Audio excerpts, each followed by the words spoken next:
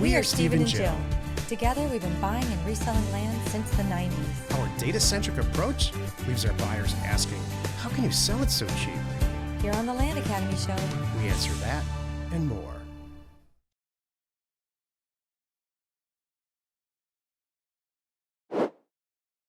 I'm Stephen Jack Busella. and I'm Jill DeWitt, and this is the Land Academy Show. This is episode number 1958, and today we are talking about why these mountain towns. Jill and I are actually in Just outside of Carbondale, Aspen. Yeah. Carbondale, Colorado. Why these mountain town real estate pricing is so messed up, in Jill's words, and then how you can ultimately profit from it. So it has to do with taking a look at land values versus housing values and things like that. And then a little bit later on, we're going to talk about how being a business owner is the only real viable way to create wealth. Yep. So we are coming to you live. Well, not live, but we're coming to you we're right between Glenwood Springs and Aspen, Colorado. I am wearing my Colorado sweatshirt today because I am lovingly supporting the Nuggets, who have just taken the NBA basketball championship title. If anybody knows, it was so fun to be here in a sweet little local bar in Carbondale and celebrate with everyone else their win here, Colorado. It's not technically our state, but right now it feels like it's our state. It feels like it's home to us right now. So we're having a good time, and I'm excited about this topic because this is so fascinating to me. So I'll save it. I have a lot to share, and I'll save it for the actual show here. Jill and I are in week one. Maybe week two, actually. Probably what will end up being a 3, maybe 4 month national RV trip. We're in the center of Colorado right now. And so what we do, we tow a little Jeep around, and what we always do is drive to these little towns and look at real estate. Not because we intend to look at real estate, it's just by default. That's who we are. That's right. So we figured we'd talk about what we're finding and where we're looking for opportunity and finding it. It's amazing. Yep. It's really amazing. Each week on the show, we answer questions from our Land Academy member Discord forum. We review land acquisitions from our weekly member webinars, and we take a deep dive into 2 land-related topics by popular request. I just mentioned those. If you want a sneak peek of what goes on Discord, it's actually really interesting. Go to landacademy.com. It's free in a kind of a view-only mode. And also, if we pull questions from there, we also pull questions directly from you via texting to us. So feel free to do that. If you want to text us a question that we can answer here live or on our podcast, or just want to get involved in our community, we read them all. The number is 480-530-7383. Check it out. So Michael wrote, question. I am new and researching counties and zips, but I need funding for whatever I buy. I want to know what size property and what price point on the sell side would be attractive enough for a funder to go in with me and hold my hand in the process. Obviously, the split is negotiable. I'm just looking to learn the process, but make a little as well. Good. Also, what question should I be asking here that I am not? Jill's going to answer this question, but I have to tell you have the absolute right attitude. Take it a little slow, learn a lot, talk to a lot of people, funders, see what kind of deals they want to do. I love this question and how it's worded, and I think you're absolutely on the right track. Well, here's a good example. I'm looking at a deal right now that you don't even know about. It's a buy for $100,000, sell for $300,000. I think that's a little rich, honestly. The deal funder who presented this to me said they talked to a local broker, land broker, who thinks they could list it. They think they would start listing at $330,000, right? So I'm like, all right, I look at it this way. If it all goes sideways and we bought for $100 and we sell for $200, are we both happy with that? And I'm like, yeah, I think we kind of would be. So that's enough for me to get involved. And it doesn't even have to be that much. I'm going to say, here's the thing. Don't worry about it, Michael, because there are so many people of all levels in Land Academy that are very happy to split $5,000 with you. And there's some that are happy to split $50,000 with you. Absolutely. And if you need more experience and you're willing to say, hey, I realize I'm going to need more hand holding here. I'm happy to take less than 50%. 10%. I'm happy to take 25%, whatever you guys work out. And you just say it like that, like I'm open to it. I understand that the more help I need, the more percentage you're going to want because you're doing the deal with me here too, or maybe more of the deal. Then I get it. And that's exactly the right way to present it for me. So don't worry about the money part because there's all levels in here. That's really it. Whatever makes sense to you, even. That's what I'm going to say then. End it on this. If you're happy splitting $5,000 with somebody, then you will probably find somebody. If you say to yourself, there's no way I'm going to work that hard for $2,500. Now I need to split at least $10,000 with somebody. Now, that's your starting point and you should be mailing like that. So that means you want to target properties where maybe you buy for $20,000 and you sell for 40 or 50. Yep, that's a great place to start. That's a great place. That's a good sweet spot. And then everybody gets kind of happy with those numbers, and you're going to walk away with at least probably $10,000, no matter what else however you work out the percentages, and that will get you going. Think about it. You do like 3 or 4 of those. Now you have $40,000. Now you can start making some different decisions. Maybe you start looking at different properties. Maybe you don't need anybody else's funding anymore. And soon, maybe you're the bank for somebody else too. There's people at all levels in our group. There are people at the tip top who have limitless funding. Jill and I have done some pretty large, not recently, but large housing, buy for 400, sell for 480 kind of thing. And we've got multiple people that are in our group that are asking for more. We do rational splits there. Real quick turnaround time. There's more people in our group that have an extra $5,000 because they're buying and selling land and they want to get into the funding business. So if you need $5,000 to do a deal and you're going to split 10 or 15,000, there's lots of people that are real interested in doing that. Totally. There's people in our group that have no intention of ever sending a mailer out. They just want to fund other people's deals. So you will, no matter what the situation is, you'll find it. Yep. They know how smart this group is. Yep. That's the bottom line.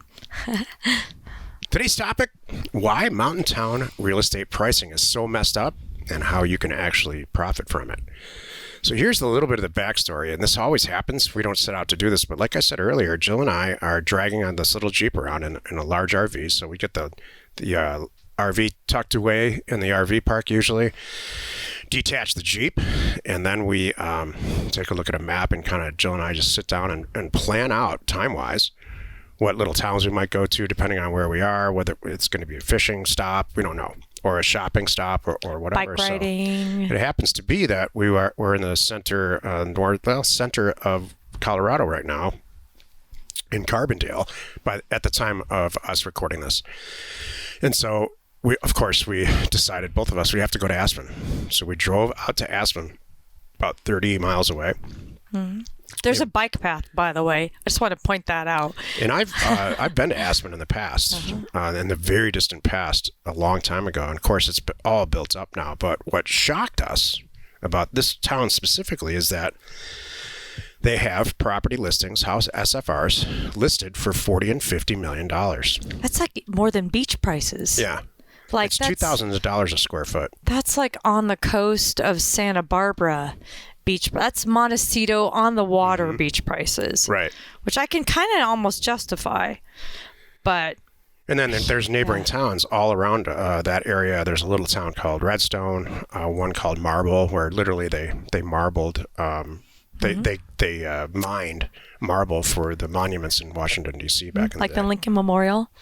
Yeah. So in those houses, there's houses there, $300,000-$400,000. You can buy $1 million house, but you don't need to. And this is, 15 miles away. So Jill and I in the car had a very long conversation about this and decided to talk about it on the podcast.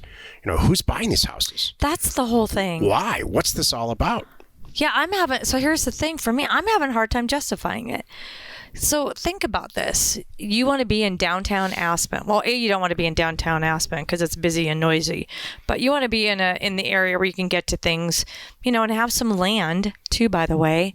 It's like these prices are they're just almost not even making sense. Who really parks their money there? Why would they do that? What's the difference between a $4 million house and a $45 million house? Nothing.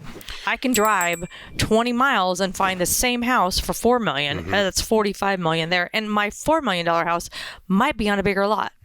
Well, it's very safe to assume that if there's $40 million houses in any environment, there's a market for it. Yeah. So the question is not how the house is getting used. It's for me, and what the hell the house looks like. I could care less. I'll leave that stuff to Jill. For me, it's the math. So let's start with the math. For a $5 million house, your mortgage is going to be around $28,000 after principal, interest, taxes, and insurance, all of it. At $28,000, an anesthesiologist, because we're asking ourselves why and who's using this real estate and what's the deal. The top end anesthesiologist makes about $600,000 a year, and they can afford a $25,000 a month mortgage. With the rational interest rate, I've got 6% in here. So great. That's a market for doctors on vacation. We all understand that. Okay, but by the way, where's their primary residence? We didn't even factor that in. Probably somewhere where there's hospitals. Okay, but they got to afford that too. So great. Yeah. So I'm getting to all that. Oh, okay, cool. So yeah, exactly. That's right. Yeah. So they've got their primary residence. Hopefully they have some equity in it already. Yeah. But how do they get here? Because they have it's a job. Right. So these towns have to have an airport, a commercial airport in general, where you can get a flight in from Los Angeles or from Las Vegas, or where there's large markets for people who are employed. Right.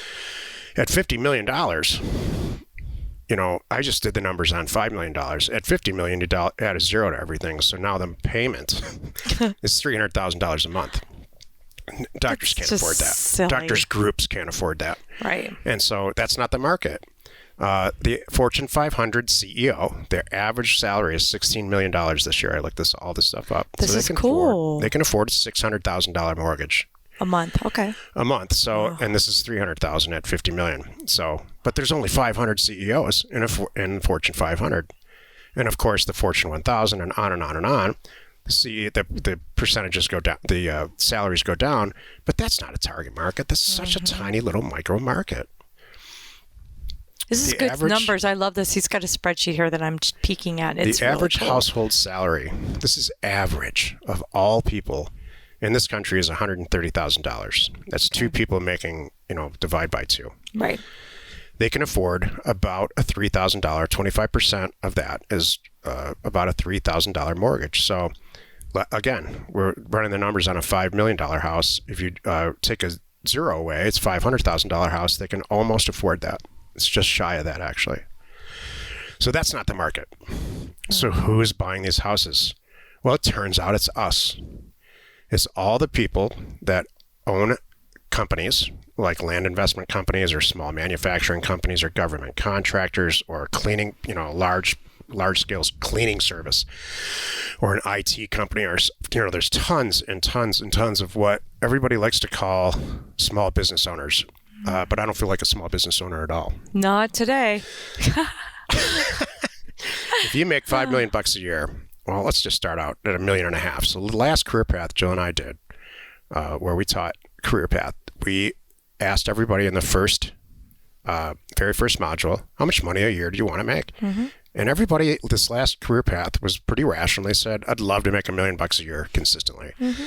So at $1 million a year, you can afford for Jill, you're right, one residence, a mortgage of about between $20,000 and $40,000 a month. Mm-hmm. Well, that fits right in with that $50,000 mark, and that's the real market. So meaning, what's they mean the $5 million house? What's the $50,000 mark? I'm sorry. If I could afford a $20,000 to $40,000 mortgage, how much is my house? $5 million. Okay, that's the low end is $5. It's $5 to $9. Okay, cool.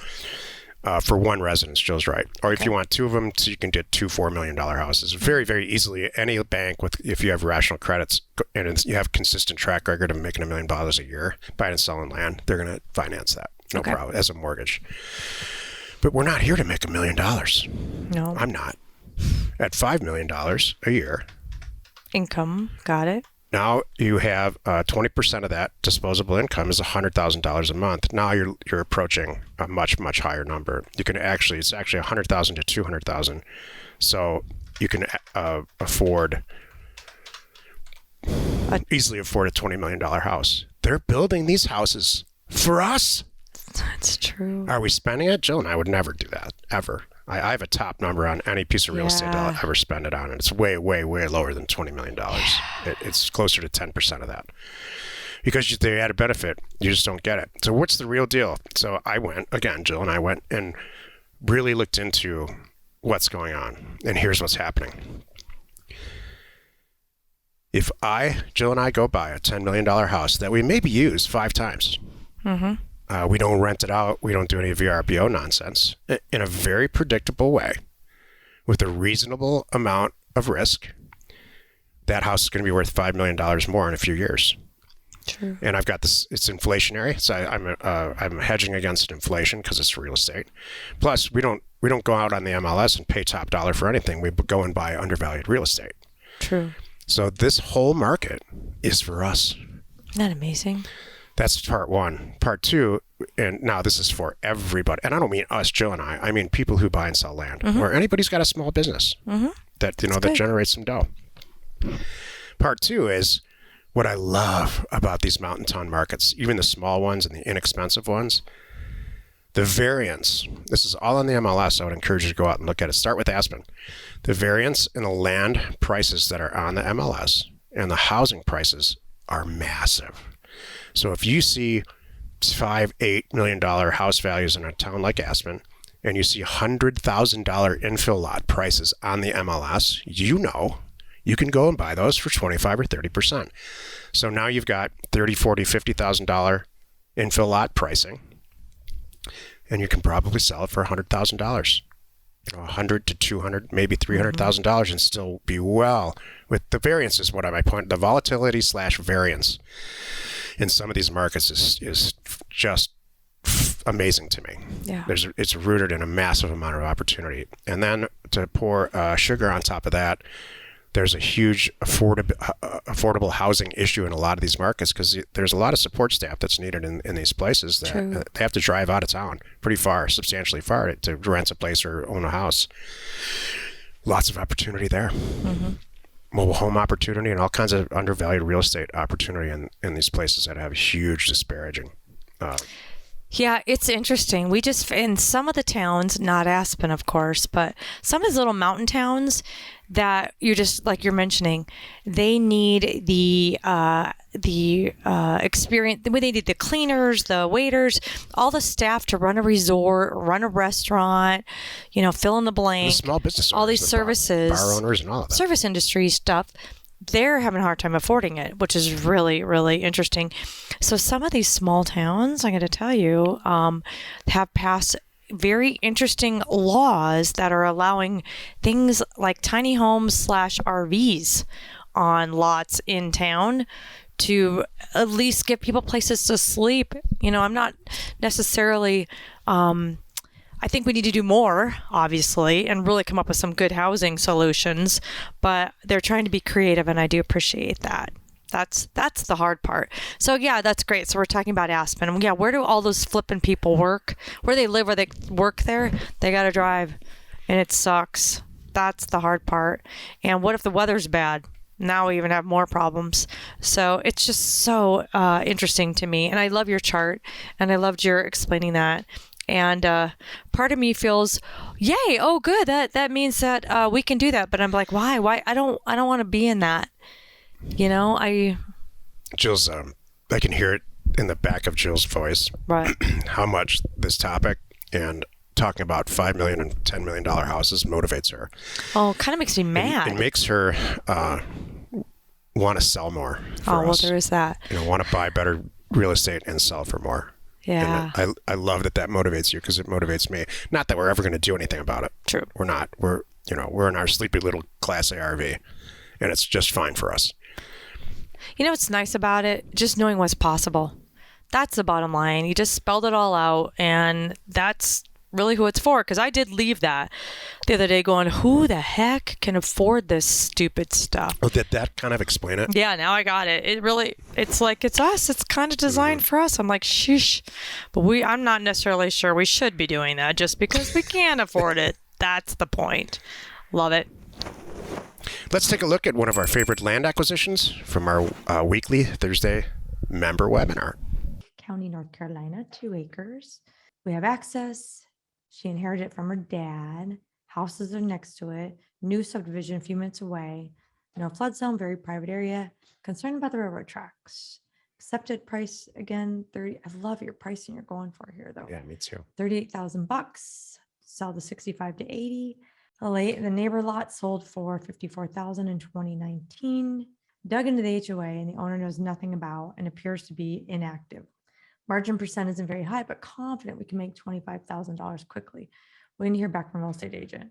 Well, because you're going to fund it yourself, then if I make 25 grand really quick and I don't do a lot of work, That's what I think. I'm kind of okay with that. Me too. Especially if somebody else is going to sell it. And I feel really confident about that. All right, let's look at the A's. Acreage, access, adjacent. Acreage, 2 acres. And relatively, it's larger property that's around here. Access, yep. Let's see if this road really exists. The number of parcels available across the street concerns me a little bit too. It stops right there. Yeah, like, Well, there's properties here, so I think access is great. yeah. They're coming into here. We're going to check the value of this in a I'm second. curious how old that house is. 540,000 next door. I'm going to check this. Mhm. So they sold in 1995 for 90,000, and then they put a house on it in 84. So they paid, but that was a while ago. Okay, that's making sense to me. Numbers too. now are not what they used to be. Yeah, So I completely. totally buy that. I'm good with that. And these people are jumping up and down because their home went up. Just up at Colonial Heights. So both of these properties, these guys have chosen very interesting markets. Both of these properties are what I think are very urban. Mhm. And so what happens when properties are very urban, this is my opinion, and I don't mean downtown, downtown Raleigh. I just mean adjacent to the metropolis. Jill's exactly right. There's a right side of the tracks, a different side of the tracks. And so the neighborhoods can become very, very different, even just a mile from each other or half a mile from each other. So what's important is to find, microscopically value, which Jill's alluding to is just dead on right. We need to see how many properties have sold in this is the comparison value area, or let's say how this is doing. Look how different they look. Yeah.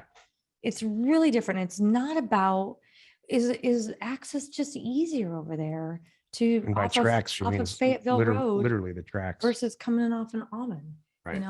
whatever that street is. I have a few concerns and I just think that might be reflected in the price. So these properties, like this property, I'm going to do the Jill test here. In 2013, it sold for $45,000.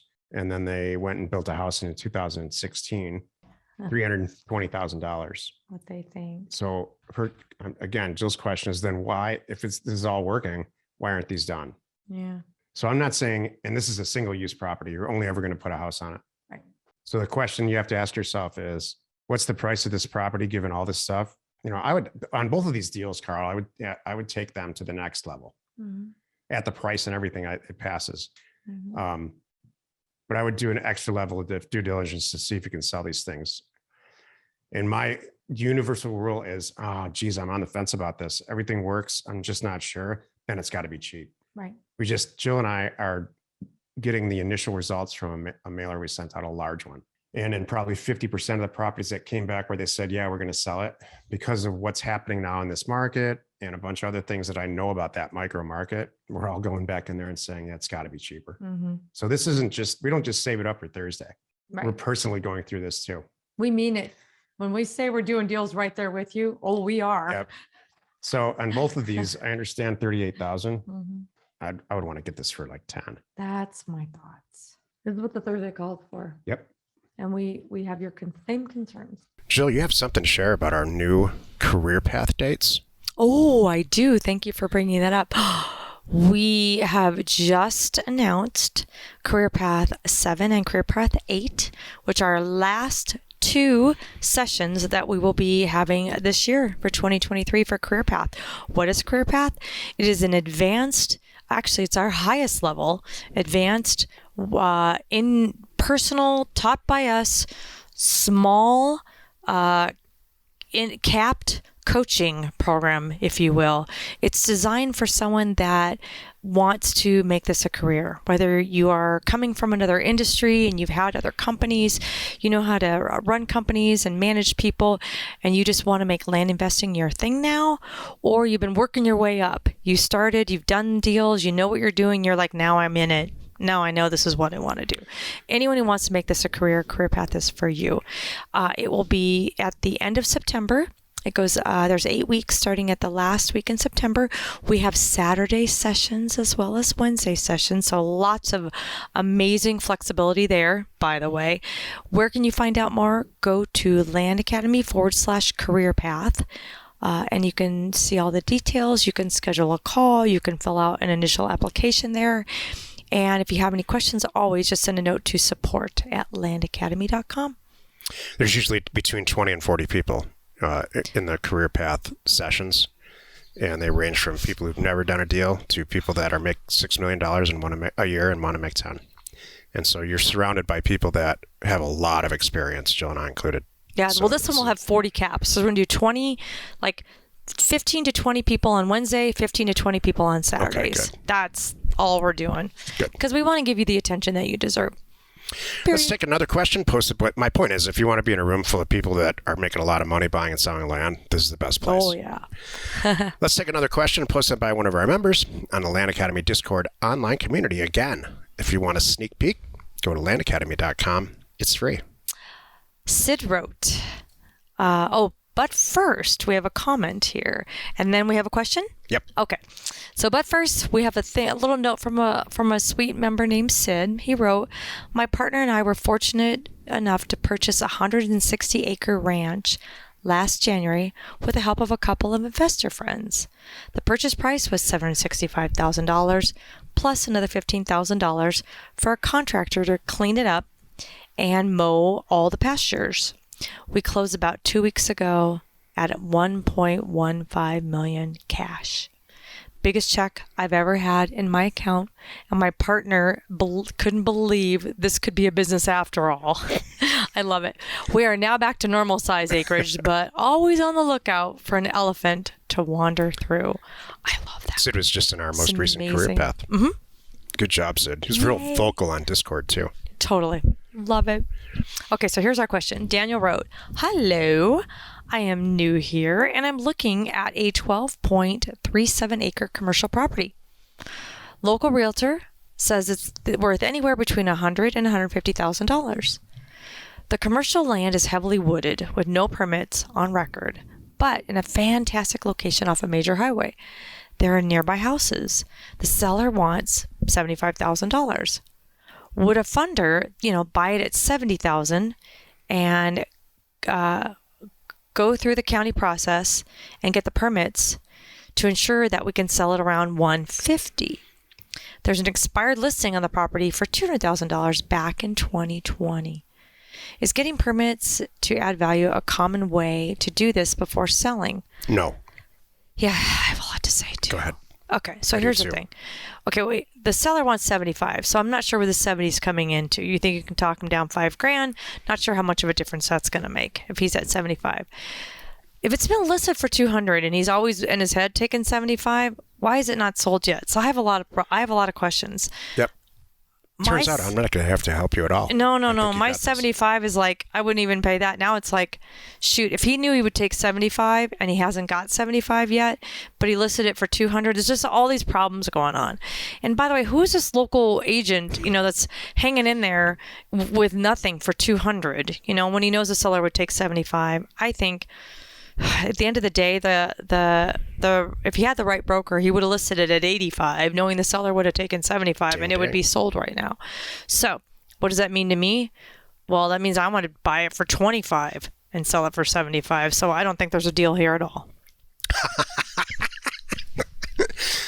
Look, and I'm definitely not doing anything to it. Commercial property, even especially if it's in a great location, and you've got it posted where you should, like on Crexy and LoopNet and all that. There are people Commercial property is going to be sold to one of two types of people. Number one, the end user. Somebody wants to build a building, spec building. Maybe they manufacture parts for airplanes or something like that, or there's a distribution center. But anyway, the user, the company, the owner of the company, is going to use the property.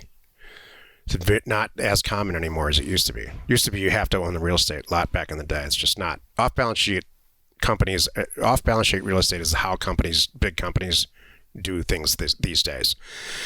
It brings me to buyer type number two, which is a real estate person like us. So they would build a warehouse and lease it to Amazon or lease it to that person or whatever, and usually on a spec basis. $50,000 on a 12-acre, incredibly well-located property makes no difference at all. And so I'm backing up what Jill said. You got a broker saying it's worth $100,000 to $150,000 and an expired listing for $200,000. Yeah, it would have been sold. I goofed on that one. I realize now that was from 2020, but still, yeah, you're right. $50,000 is peanuts compared to what the rent factor is going to generate for that person. And so if somebody wanted it, they would have bought it. So I think it's way overpriced. But we'd have to look at it to see. We could really give you a great opinion if we looked at it, which is what we do on the Thursday calls. Would you do this deal? I hope he does bring it up on there. The final point is we never, almost ever, do anything to the land before we resell it. Can I say why? Yeah. Because we've tested that, and every time we do it, we kick ourselves. Like, why did we bother doing that? I got to tell you. What if you pull permits for the wrong thing? It was a 30,000 square foot warehouse instead of a 300,000 square foot. Yeah. You have to go through the process anyway. Yeah. What someone's going to want? You really don't. You just have to buy it really cheaply and sell it inexpensively so your buyer can go off and do whatever they want and properly convey, here's what's possible. I haven't done it, but I know you can go this direction and this direction or this direction. That's the best way to sell this thing. I agree. Thank you. The point here, and as Daniel, I know you're new, which is great. Welcome, by the way. It's very hard for some people, and this is a compliment actually, very difficult for people to realize all we do is buy and resell. We don't improve. What Sid did in the comment earlier was great. I mean, he hired somebody to clean the ranch up.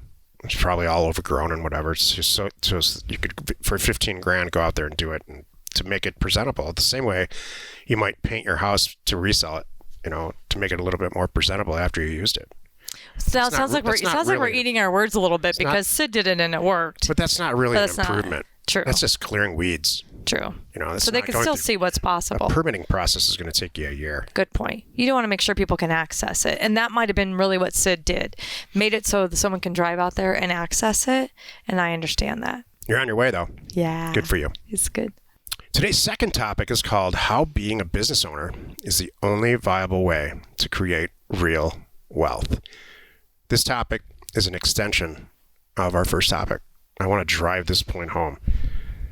If you are bent the way Jill is, and I have always been, just wired to create wealth for yourself, you're not going to do it in a W-2 job, even if you're an anesthesiologist. And the chances of you becoming Michael Jordan, pretty slim. About as slim, in fact, maybe slimmer than being a Fortune 500 overpaid CEO. So forget about those things. For the rest of us who are breathing in and out reality every day, you start your own business.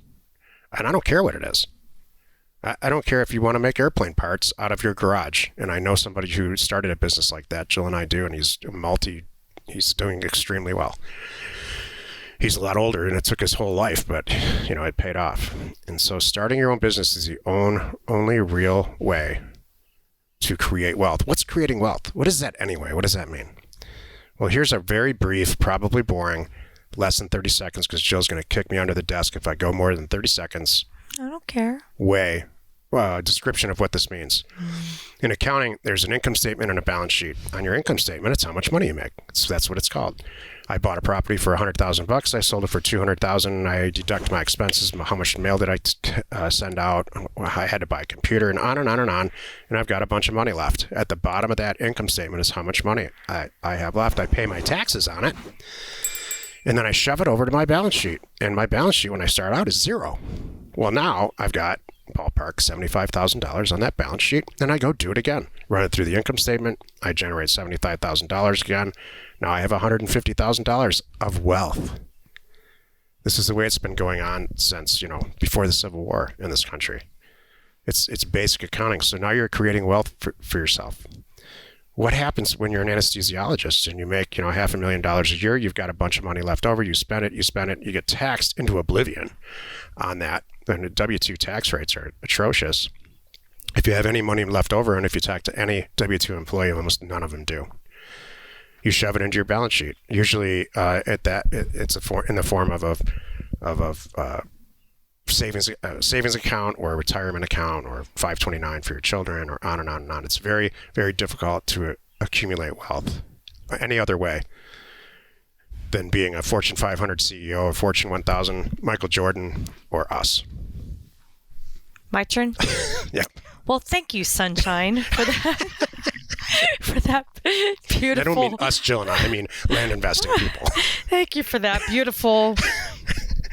How boring was that? I don't know. I don't know what even to call that. So anyway, here's what I want to talk about this. Okay. I look at this like, okay, we're talking about this money. We talked about in the first part of the show about who can pay for these dumb houses. Is it even worth it? And then you realize, oh, that's me. Maybe I can't afford it. Do I even want to do that? So I look at let's all take a step back here. And my whole point is having a nice life. This is my goal, and I hope it's your goal too. And there's so many things going on in the universe right now that my head is still spinning. Every day I get up and I read the news, and I'm more confused than I was the day before. Me too. I'm not kidding.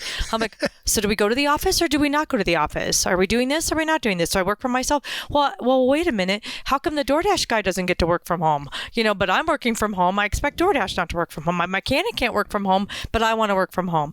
And Elon Musk says nobody gets to work from home. So I'm like, and I love me Elon Musk. Maybe now I don't like Elon Musk. I don't know. It's so confusing right now. You have to decide, yeah. Here's what I think. What kind of life do you want?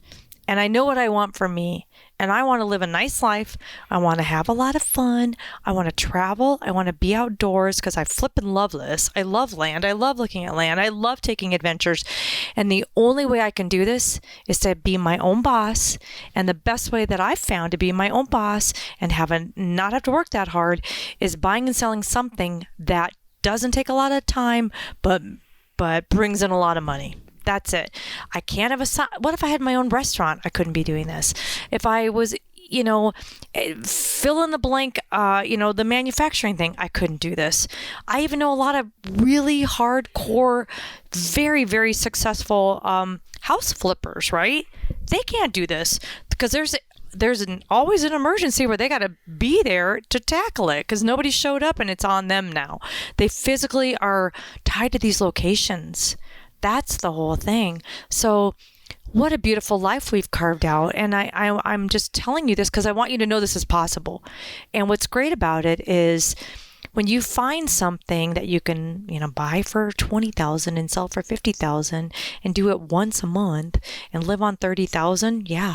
It's a pretty easy, nice, sweet life. I want you to know that's possible. I still haven't found anything else. And again, no, neither have I. We've tried. Yeah. Boy, have we tried to, all kinds of interesting industries. Oh my goodness. What's funny is we gave up that location thing. So we've tested this knowing that we'll give up the location. We've got to be here to do it. But do we get the same returns that we can get? And we can't. I can't find anything. So this is great. And I'm not willing to do the stock market thing, especially that I can't stomach it. And I don't think I really can't get the same returns.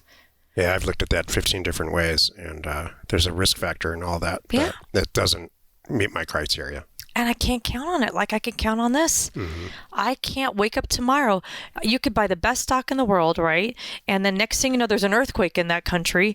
And, it's something like that you can't account for. That's with our land and all over and how well we spread it out. It's the greatest thing. So I hope you buy into this. Step point one here, my point is, you will not create any substantial wealth in your life in general, by buying rental properties. Mm. The only way that you really create wealth doing that is when you resell it. Yeah. You buy a 10-unit apartment building, lease it, maybe clean it up, allow pets, raise the rental rates. This is all going to take years and a lot of crying. 2 years. Multiple years, you're going to raise rents. Nobody likes that. And you're selling on a cap rate, probably the same cap rate that you bought it, but there's a higher rental rate. And your fixed mortgage is the same. That's a long way to go. Property management, managing other people's stuff. You can go get 500 management contracts if you're somebody like Jill pretty quickly and create an amazing amount of wealth for yourself. And so my big point here is you have to be a business owner to create any real wealth, and especially if you want to do it quickly, which we all want to do. It's true. Her point is, it's a frosting on my point, is how many opportunities do you have where you don't have to be present? Yeah. It's just extra. Manage a team of people. Mm-hmm. If you're a property manager, you're going to be running around all day. Stuff's blowing up. Your day is packed with fires that you have to married put to out. your phone. I don't want that. So I'm not saying buying and selling land is the only way. It's the way that works for Jill and I think there's other opportunities out there. So just my point in this, if you're listening to this, my point is to motivate you to understand that having a job is not an exit. And being a Fortune 500 CEO or Fortune 1000, probably for most people, certainly not me, is not an exit. And playing professional basketball is not either. So This is good. Let's think of other occupations that would not work for us. Jockey. Nope, couldn't do that. Anything that requires a tremendous amount of attention and intelligence is not going to work for me. You could have gone the race car driver. Yeah, that I'm might not have good worked. enough. I tried on two wheels. I tried that. It's just, I just didn't have it. Okay, let's see. What else? Vet. I can't stomach that. No, I'm not doing that. Think about the number of people who want to be a race car driver and then the number of people who actually are. True. And then think about the number of people who want to be a land investor and actually are. And it's a much, much, much tail end bigger number. You know what's great about this too is what we do, and like we didn't have to grow up in it. Think about the drummer we were talking about the other day, and I can't remember what country. He started playing drums and he was 2 years old, and people say, I don't even remember his name. I don't either. But they say he is the most technical drummer of all time. But he started at age 2. Well, that ship has long sailed. Say you want to be, a Stuart Copeland, right? Level. You can't start now. Well, you could, but you're not going to be that good. Probably not. You needed to start a long time ago. Yeah. Fortunately, in our world, you can start late and have a good life and a nice income. Whew. Good thing. Jill and I have, behind closed doors, have long said this sentence to each other, and it comes up often in all kinds of contexts. If you can't live on $5,000 a month, something's really wrong. So of course we have the different life now. We live on much more than that, but we lived on $5,000 a month long before we started Land Academy. When we joined forces in the real estate downturn around 2008, happily. We took some saved up money, both of us, and bought a Old Town for a dramatically reduced price. Old Town condominium, Old Town Scottsdale. Townhouse. Lived there for a couple of years together and had a rip roaring blast. Yeah. Mortgage free. I don't know if some months we probably didn't even make $5,000 buying and selling land and doing some other stuff. So you don't, you could, and then created some wealth. Just like, I'm putting my money where my mouth is. Started really kicked up. I found out what Jill's capable of sales wise and kicked up my acquisition process. She kicked up their sale process, and we created a huge amount of wealth really quickly. True. It allowed us to start Land Academy, which was a massive time consuming and a huge amount of expense that we had nothing to show for years. So you can do it. And don't be afraid of it. I was going to say, I'll end on this for me, because this is a common topic in Career Path. A lot of people in Career Path are like, okay, we're ready to be at your level. That's why we're here. I'm like, yep. Or even just in Land Academy. We're here to learn exactly how but that's what Land Academy is, by the way. All Land Academy is us sharing how our own business is run, so you can copy it and cookie cutter it and do it for yourself. Make it for yourself. That's it. That's Land Academy. And then Career Path is taking it even now, like, all right, we understand the basics. Now we want to bring it home. That's Career Path. But one of the things that we talk about a lot is, okay, now hiring, it's one thing for myself to make this income and do it on the side. That's one thing, hurdle. We got to overcome that. Then the next hurdle is I quit my job. Now I'm living off this, and my wife doesn't work too. We're living. This is great. And then the next hurdle is, wow, now I'm going to bring on employees or a staff or something else that I'm going to contract, which is Land Academy Pro anyway. More about that later. But so I can really be the owner and do all that. And it's scary. These little things can be scary. And I'm here to tell you, don't worry about it. And that's a whole nother show. Well, that's the reason you surround yourself with people who've already done it. True. If they're scary. Yeah, we'll get you there. That's why you're listening. Let's take a look at another one of our favorite land acquisitions from our weekly Thursday member webinar. Owen County, 0.58, half acre. We have paved asphalt access. Everybody's alive. Adjacent, depends on who you ask. Public water, septic. There is an HOA that gives you access to the boat ramp. Purchase price $2,000. If I have to let's see here. Thinks we can buy it for $2,000 and $2,600 in back taxes are coming with it. And thinks we can sell it for $11,000. Is that working out for you? No, not yet. Okay. Oh, it's bigger. 1 second. Okay, here's our concerns. You ready for this? A is probably a huge red flag. Can't build on it because of a 25-foot setback requirement from the sides. That's good. You know that. Yeah. Very, very good. The first 75 feet is steep, red flag number 2. And then the land flattens out and a mobile home would have to be placed sideways. So you can get a mobile on it. As long as the HOA allows mobiles. Have we seen mobiles in there? You can see that there's this gully here. There's going to be yeah. Okay. I had no land agents get back to me because it's too small and the comps all have their own unique attributes. Would the land be too steep to get a mobile down to the flat area, even if the dirt road was bladed in? Seems like a good property. I'm not sure on the price next door. The prices range from $5,000 to $40,000. What are you seeing? Oh, So there's a variance of 20 feet. This has 4 red flags to it. Now there's an HOA. yeah. You can't build a house, but maybe potentially a trailer. If it can handle that. If everything goes great, you're going to buy for probably ends up being $3,000 and you're going to sell for 11. You take this one. I would not play in this sandbox. Yeah. You know what? Here's the reason why, Victor. I think your time is worth more than this. Yeah, so do I. I think you can spend it on better deals. I think I've seen you present better deals. And all the questions we have, you're going to be hitting your head on your desk every time you're trying to overcome these hurdles with the next caller kind of thing for $11,000. That's what I think too. Yeah. You're better. You got better deals. That's what I think too. And I'm glad you brought it up. Okay. This is what Thursday's for. You already had your own concerns and you are correct. Totally agree. Yep. Hey, great. Awesome Great presentation. homework. Yeah, great homework. And I'm glad you figured all that out. Jill, you have something inspirational to share. I do. As you and I were driving around in the last several weeks, it hit me. I don't know if it hit you first or hit me first, but I realized I was born to do this. You know, you and I were talking about, you're like, you realize. You can tell Jill and I we've been in the car together a lot. A lot. A little too much. Here's the good news.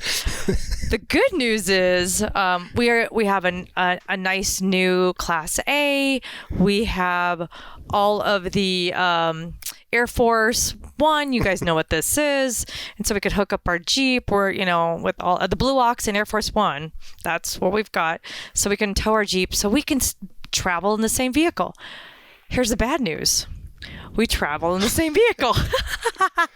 So for a while, if you were listening to us last year, you remember in the fall, we picked up a Jeep and I lovingly drove that thing 5,000 miles home behind you because we didn't have all the setup yet. We had a different rig. We kind of missed each other. Yeah, it was really kind of okay. Not anymore. I was going to start my show back there, Jill from the Jeep. It was really kind of cute. So that was, we were talking about that. Anyway, so yeah, we do spend a little too much time together, but that's another problem. Anyway, but we were talking about both of us at young ages saw the potential in real estate. So that's one little piece of this. It's one thing to know that there's money to be made in real estate. I grew up in Orange County in Southern California. Duh. My dad was a pilot, flew Don Cole around for a while. He many other people that he chartered and flew for. It's funny that you think anyone knows who that is. Well, there's one person listening right now, and it's my mom. Just kidding. Just go ahead anyway. But you ever notice that people from Southern California say things and they expect the entire world to know what that is? Yeah. Oh, Orange County. Where the hell is Orange County? I said Southern California. And Were you not listening? Who the hell is Don Cole? Like, why would I grew up in Detroit. I'll tell you. He was a major developer in Orange County and Newport Beach and Irvine around the way. I appreciate that. Do you need me to tell you where Irvine and Newport Beach is? Yes. Oh, well, the Southern California. In relation to Disneyland, because that's what everybody knows. Oh, great. Okay. 20 minutes south. Thank you. On the 5, let's say. Do you need more than that? No. Oh, okay. Got it. It's close to Disneyland on the coast. That's where it is. All right. There we go. I can show you. All right. Anyway, so back to that. So my point is, I grew up in this area watching all this stuff being built around me. And I always knew, wow, there's money to be made in real estate. So that's the side note. But later on, I didn't know how much I would love land. That's what's so funny. So, my first real full-time job that afforded me to move out on my own, which is working for some developers. And I didn't even then know how much I loved land. I loved the work. I thought I just loved this environment. And I was learning to read blueprints because they were building things on the land and leasing it out. It was really interesting. But I didn't know until now that we're just driving around. I just love looking at it. I love getting out, standing on it. I love riding our bikes. I love the smells. I love the trees. I love the sounds. I love the wildlife, and I love acreage. So I know that at some point, every time we find a really beautiful big piece of land that we think we could keep for long term, I get an offer and I end up selling it. But someday. But the motivation there to buy it at that price was all in your soul. Oh yeah. It's in mine too. I just love it. You know what it is? Because if it all goes sideways, I have all this great land. By the way, we've been there before. Yeah. Lord knows we've been through recessions before, even together, that we know how to. We buy it so well. And if I have to sell it for less than what I thought I was going to sell it for, that's okay. I'm still making money and keeping food on the table. That's the thing here. But my point is, I just love this. I love land. I love driving around. I love looking at it. I never get tired of it. It's amazing to me. I can stand on any piece of dirt and find something beautiful about it. I don't care where it is or what it is. I'll find something great. I love land. I mean, we're in the middle of Rocky Mountains right now. Yeah. And both of us our jaws are this is a little every morning. Overly dreamy. Till the sun goes down, we're like, I can't believe we're land people. Mm-hmm. We also we don't necessarily dislike creating a ton of money for each other. Yeah. How about you? Do you have something manplan.com-ish you want to share with us? Yeah, my title today is Pinching Pennies on Your Way Up to Fortune. Is that good? Well, here's what I think, and I can tell you from personal experience. Jill and I made a small fortune, got cut down to size during the 2008-2009 recession. Jill and I joined forces and rebuilt it all. And I can tell you that saving money personally, so not, driving a real old car, I think is a great idea. Not having a mortgage and not paying rent because you own real estate that you can live in these situations, and pinching pennies on a personal side is very, very smart. Pinching pennies from a business perspective is a really bad idea.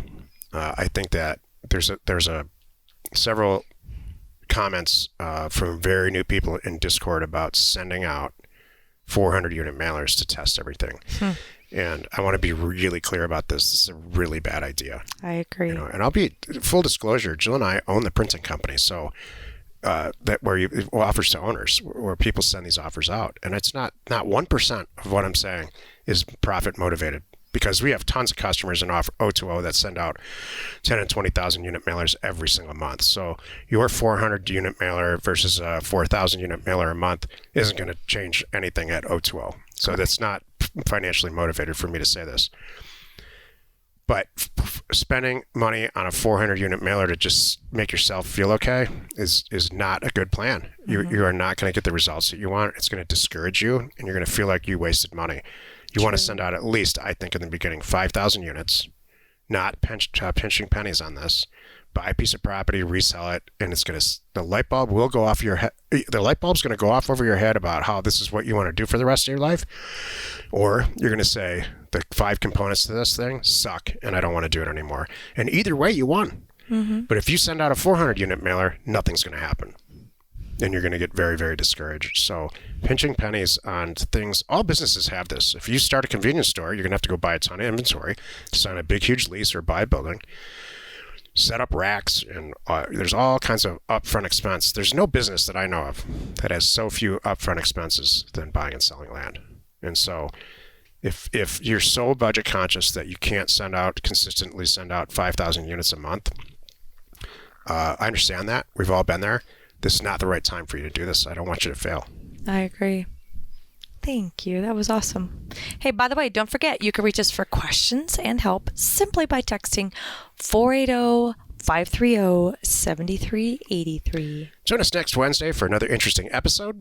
You are not alone in your real estate ambition. We are Jack and Jill. Information and inspiration to buy undervalued property. We hope you find our content valuable and we appreciate your support. If you have not already, please check out our channel and hit the subscribe button. And your comments and suggestions help us to create the content you're here for. Hitting the like button helps to support our channel's algorithm and gauge your interest for future shows.